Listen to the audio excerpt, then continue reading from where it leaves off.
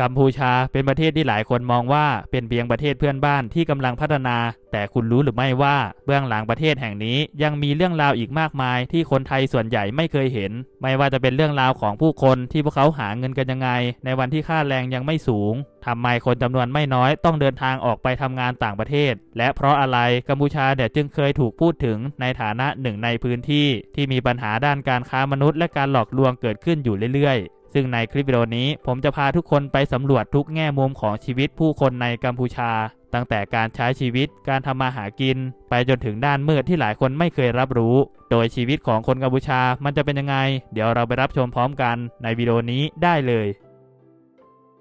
ในขณะที่หลายคนนะครับกำลังหลับอยู่ในตอนเช้ามืดผู้หญิงบางคนในกัมพูชาเริ่มต้นวันของพวกเธอไปแล้วฟ้ายังไม่สว่างดีด้วยซ้ำเสียงรถเสียงคนเสียงการส่งของเริ่มดังขึ้นในตลาดและที่นั่นคือที่ที่พวกเธอต้องไปทุกวันไม่ใช่เพื่อเดินซื้อของแต่เพื่อทำงานลองนึกภาพตามดูนะครับว่าคุณต้องตื่นตั้งแต่ตี 4หรือตี 5ไม่มีเวลานอนต่อไม่มีวันหยุดเพราะถ้าคุณไม่ไปในวันนั้นคุณก็จะไม่มีรายได้ทั้งวันทันที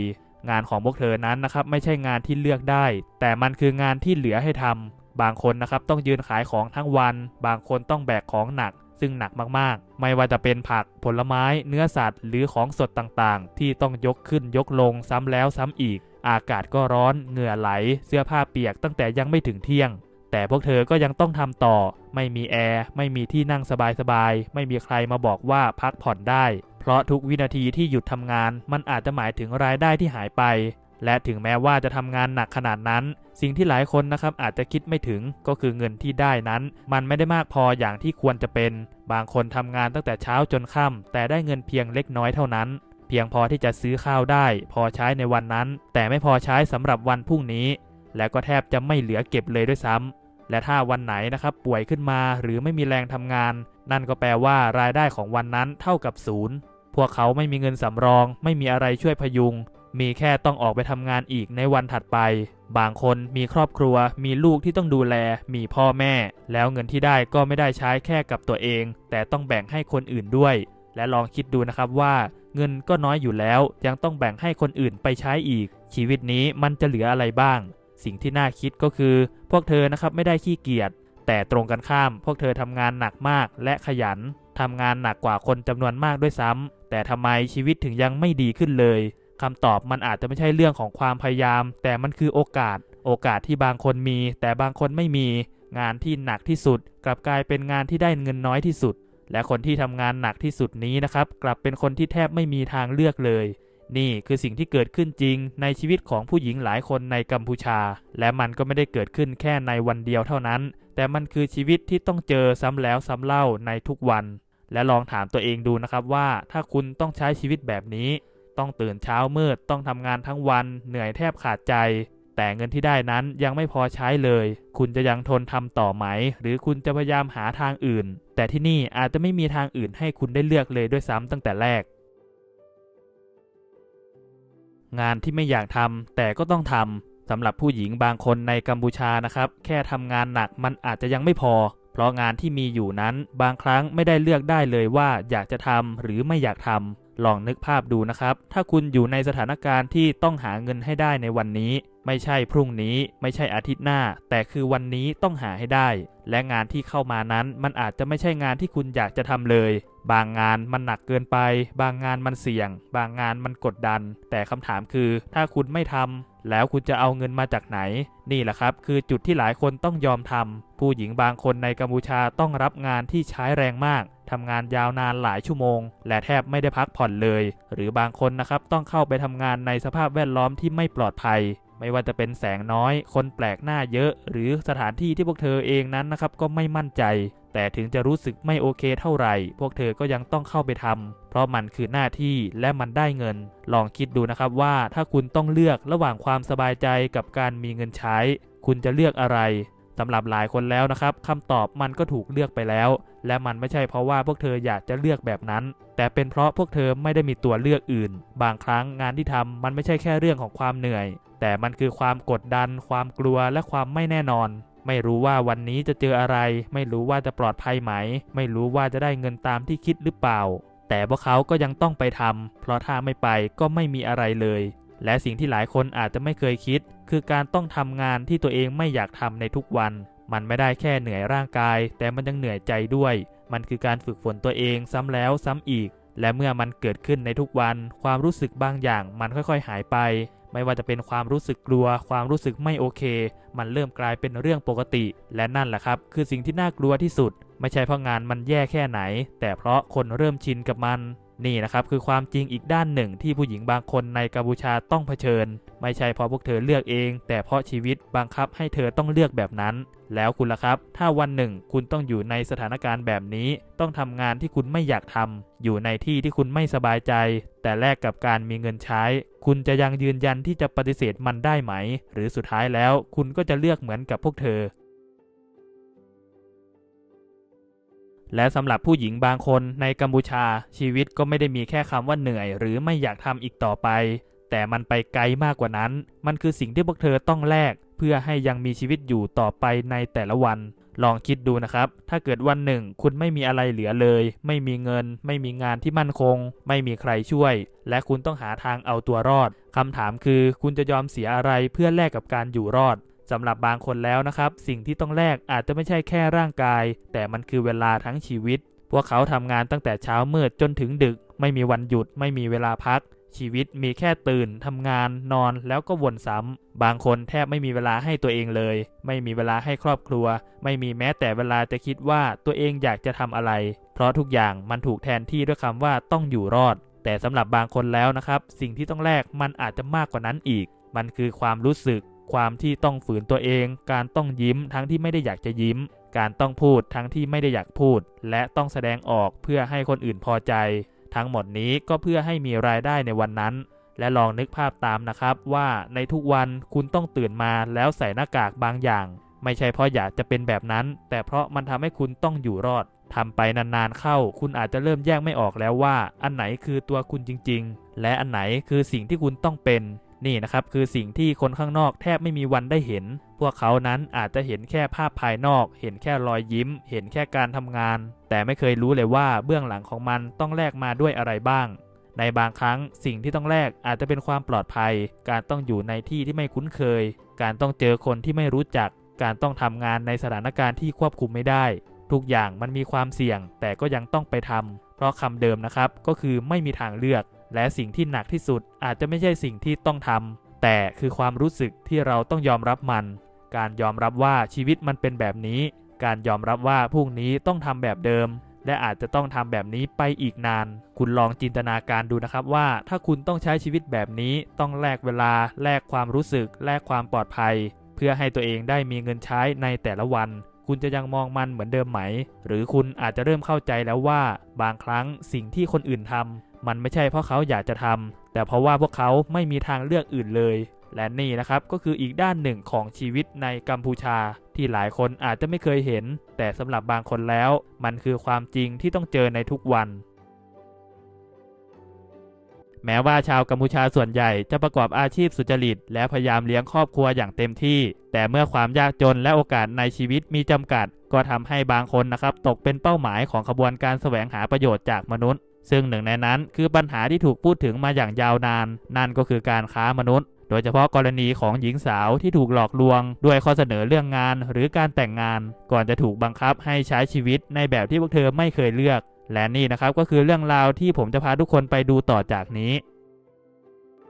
ที่นี่คือหมู่บ้านเล็กๆทางตะวันตกของกัมพูชาใกล้ชายแดนไทยหมู่บ้านแห่งนี้ไม่มีไฟฟ้าไม่มีน้ำประปาบ้านแต่ละหลังไม่มีแม้แต่พื้นไม้ที่เรียบเสมอกันในประเทศหนึ่งที่ดูเหมือนจะสงบเรียบง่ายมีวัดมีนามีรอยยิ้มแต่ภายใต้เปลือกเหล่านั้นกลับมีระบบบางอย่างที่ซ่อนอยู่ระบบที่ทำให้ผู้หญิงกลายเป็นสินค้าพร้อมขายพร้อมส่งและพร้อมแต่งในทุกปีมีผู้หญิงชาวกัมพูชาหลายร้อยคนถูกจัดการให้เดินทางออกนอกประเทศโดยมีเป้าหมายเพียงอย่างเดียวคือการแต่งงานกับชายแปลกหน้าในแดนไกลส่วนใหญ่ก็คือชาวจีนประเทศที่มีชายโสดล้นสังคมและกำลังมองหาเจ้าสาวโดยที่ไม่สนว่าจะได้มาด้วยวิธีไหนก็ตามซึ่งขบวนการนี้ไม่ได้เริ่มจากการลักพาตัวแต่มาจากข้อเสนอที่ดูเหมือนโอกาส มีนายหน้ามีค่าตัวมีเงื่อนไขและมีราคาที่ชัดเจนราคาของผู้หญิงแต่ละคนก็จะขึ้นอยู่กับอายุหน้าตาสุขภาพและความยินยอมโดยในบางหมู่บ้านคนที่อายุ16ปีขึ้นไปก็จะถูกถามว่าสนใจไปทำงานต่างประเทศไหม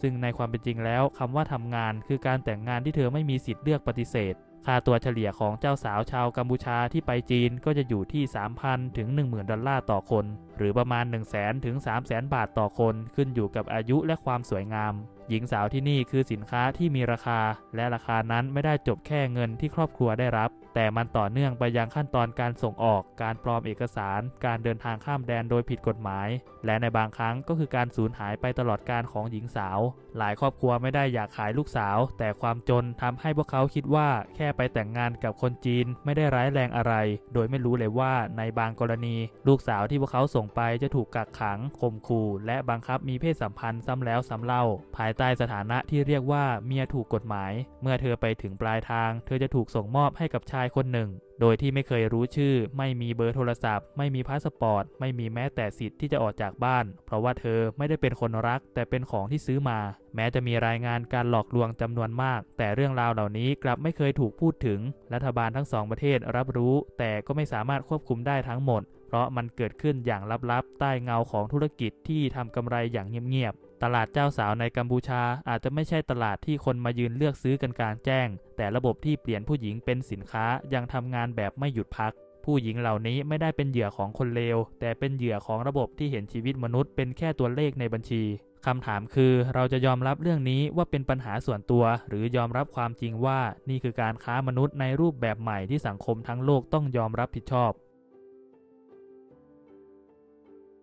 นี่ไม่ใช่การเดินทางท่องเที่ยวแต่คือเส้นทางการส่งออกมนุษย์ที่เกิดขึ้นจริงทุกปีมีหญิงสาวชาวกัมพูชาจำนวนไม่น้อยถูกลำเลียงผ่านเส้นทางนี้โดยเธอไม่รู้แม้แต่ว่าจะไปจบลงที่ไหนขบวนการเริ่มต้นจากนายหน้าซึ่งบางคนก็คือคนในหมู่บ้านเองพวกเขาจะเสนอเงินเสนอโอกาสให้กับครอบครัวผู้หญิงบอกว่าจะพาไปทำงานดูแลคนแก่ในจีนหรือไปแต่งงานกับชายที่มีฐานะดีในบางกรณีก็มีการเสนอเงินล่วงหน้า 6,000 ถึง 10,000 บาทให้บางครอบครัวเพื่อให้มั่นใจว่าจะไม่เปลี่ยนใจ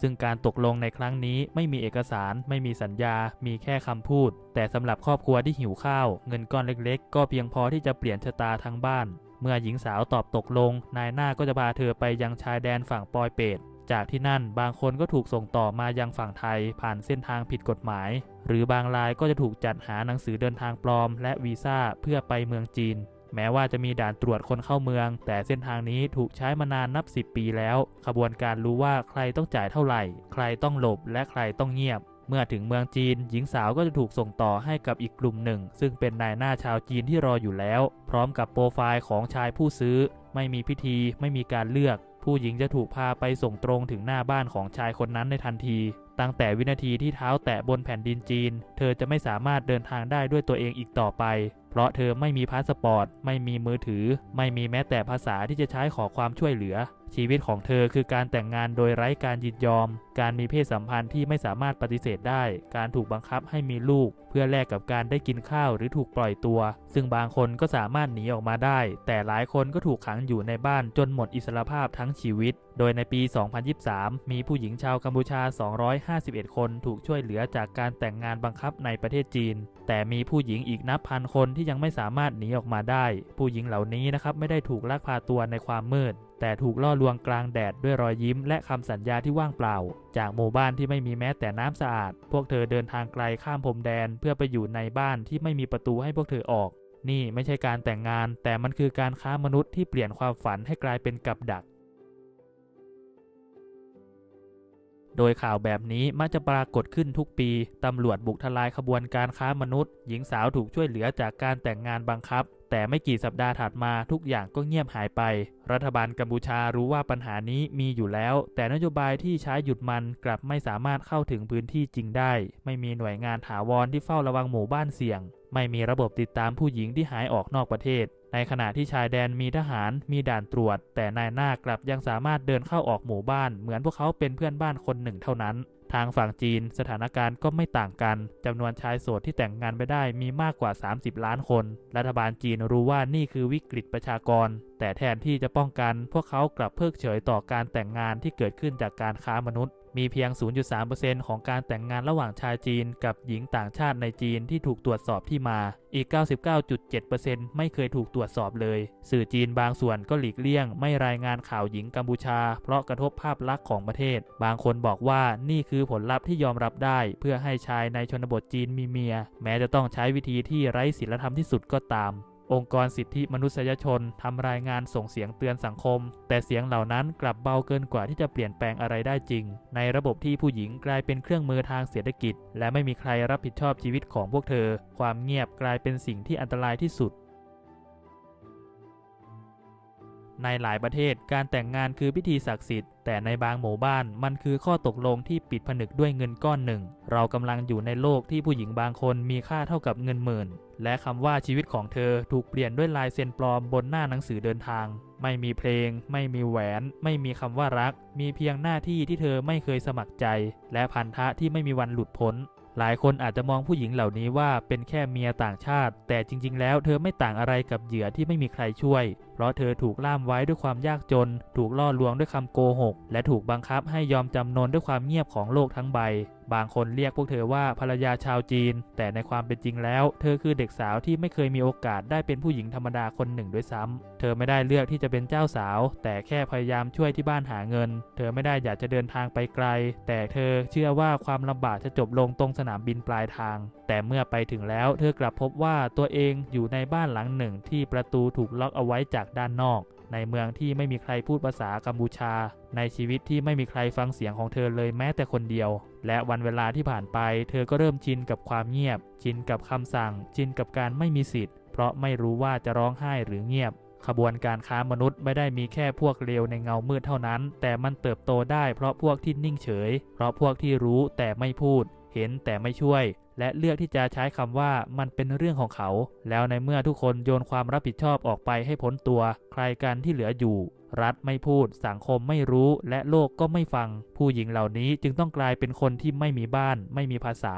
ไม่มีตัวตนในโลกที่เรากำลังเชื่อมต่อกันด้วยอินเทอร์เน็ตความเร็วสูงบางคนบอกว่าเรื่องนี้มันซับซ้อนบางคนบอกว่ามันเป็นเรื่องภายในของประเทศแต่ลองคิดดูให้ดีผู้หญิงคนหนึ่งถูกขนจากบ้านเกิดส่งไปต่างประเทศและขังอยู่ในบ้านของคนแปลกหน้าโดยไม่มีใครถามว่าเธอยินยอมหรือเปล่าถ้าสังคมยังวัดคุณค่าของคนจากราคาและยังนิ่งเฉยกับความยุติธรรมที่เกิดขึ้นซ้ำแล้วซ้ำเล่าเราอาจจะไม่ได้อยู่ในโลกมนุษย์อีกต่อไปแต่กำลังอยู่ในโลกที่มนุษย์กำลังซื้อขายกันอย่างเปิดเผยในตลาดที่ไม่มีใครกล้าเอ่ยชื่อและนี่ก็คืออีกด้านหนึ่งของกัมพูชาที่ผมได้พาทุกคนไปทำความรู้จักตั้งแต่การใช้ชีวิตการทำมาหากินไปจนถึงปัญหาที่ผู้คนบางส่วนยังต้องเผชิญในแต่ละวันกัมพูชานั้นเป็นประเทศที่ยังมีอีกหลายเรื่องราวซ่อนอยู่ทั้งด้านที่เต็มไปด้วยโอกาสและด้านที่ผู้คนจำนวนไม่น้อยยังต้องดิ้นรนเพื่อเอาชีวิตรอดสิ่งที่เราได้เห็นในวันนี้เป็นเพียงส่วนหนึ่งของความจริงเท่านั้นเพราะยังมีอีกหลายประเด็นนะครับที่น่าสนใจไม่ว่าจะเป็นชีวิตความเป็นอยู่วัฒนธรรมหรือปัญหาที่ส่งผลต่อผู้คนในประเทศแห่งนี้แล้วคุณผู้ชมล่ะครับมีความคิดเห็นยังไงเกี่ยวกับเรื่องราวทั้งหมดนี้ก็สามารถแสดงความคิดเห็นแลกเปลี่ยนกันได้ในช่องคอมเมนต์เลยนะครับโดยรวมก็ประมาณนี้หากชอบใจหรือคลิปนี้เป็นประโยชน์อย่าลืมช่วยกันกดไลค์กดแชร์และกดติดตามให้กับช่อง Coiner X1 กันด้วยนะในวิดีโอหน้าผมจะเอาเรื่องราวอะไรมาเล่าสู่คุณผู้ชมฟังอีกต้องติดตามเพื่อรอรับชมกันต่อไปแล้วเจอกันใหม่คลิปหน้าสำหรับวันนี้สวัสดีครับ